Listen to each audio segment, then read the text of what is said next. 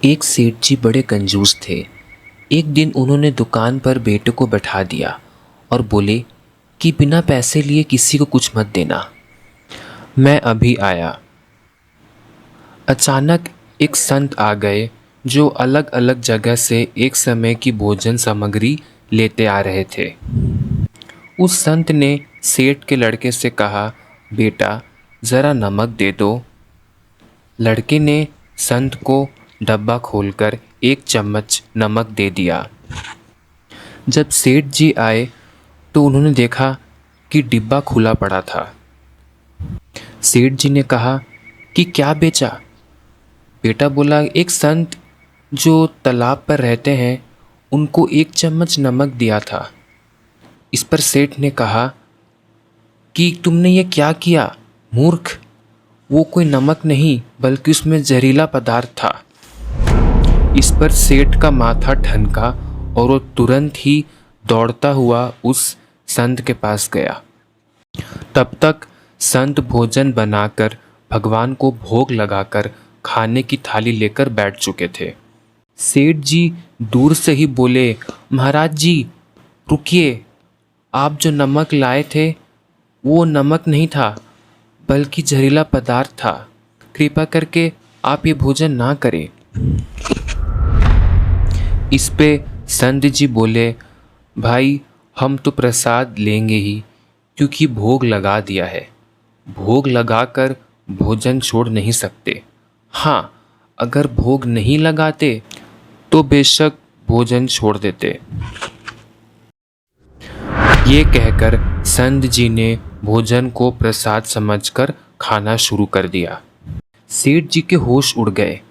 वो रात भर वहीं बैठे रहे।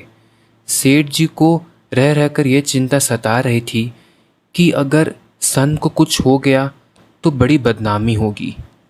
रात में अगर तबीयत बिगड़ी तो कम से कम वैद्य को तो दिखा देंगे। सोचते सोचते सेठ को नींद आ गई। सुबह रोज़ की तरह संत जल्दी उठ गए और नदी में स्नान करने लगे। सेठ जी ने कहा, महाराज तबीयत तो ठीक है?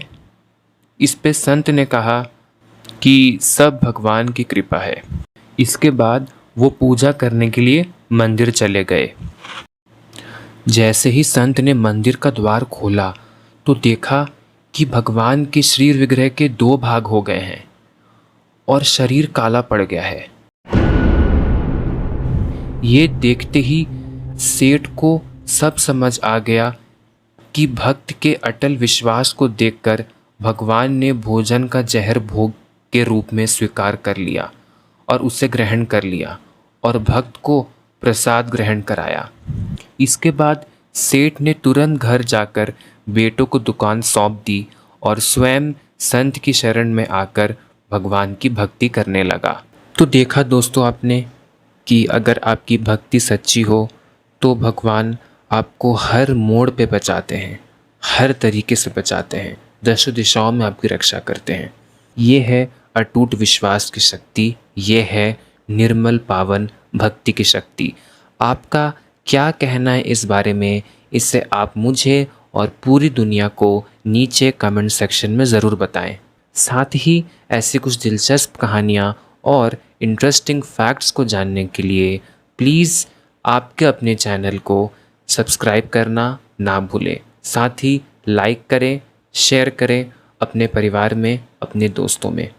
तो इसी के साथ मैं आपसे विदा लेता हूँ और जल्द ही मुलाकात होगी एक और रोमांचक वीडियो में। तो तब तक के लिए अपना ख्याल रखिए, अपनों का ख्याल रखिए। जय माता दी, राधे राधे।